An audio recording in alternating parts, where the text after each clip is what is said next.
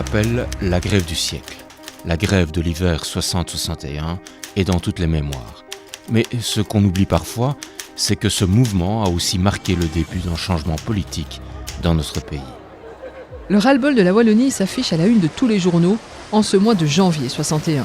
Et si la Wallonie en a marre, c'est à la fois pour des raisons politiques et économiques. Une revendication de type politique, on va dire, qui existe déjà depuis la fin du 19e siècle, qui est celle de la minorisation de la Wallonie dans les structures belges.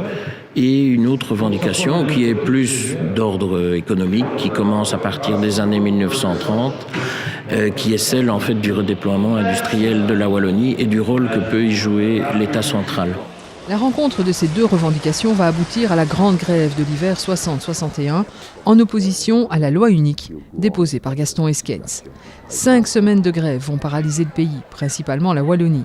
Des milliers de personnes sont dans les rues. À la tête de ce mouvement, le leader de la FGTB, André Renard. Une grève, c'est une perte de substance, c'est une perte de salaire. Ce sont des arrestations, ce sont des camarades qui risquent. Des affrontements violents avec les forces de l'ordre feront 4 morts et plusieurs centaines de blessés. Des centaines d'arrestations aussi. Ce mouvement marquera un tournant dans l'histoire politique de notre pays. Alors on dira que cette grève ont été ont symbolisé, ont marqué la prise de conscience wallonne de la population. Un historien dira même que c'est à partir de ce moment-là que le mouvement wallon devient populaire, nom du mouvement que créera André Renard après la grève. Et donc pendant une vingtaine d'années, cette question du fédéralisme va marquer la vie politique belge.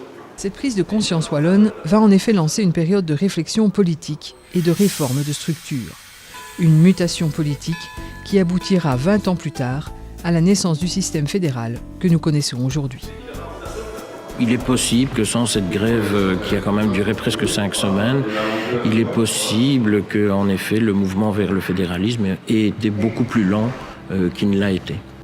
Les syndicats et la lutte des travailleurs ont donc joué un rôle déterminant dans l'évolution politique du pays vers le fédéralisme et le redéploiement économique wallon.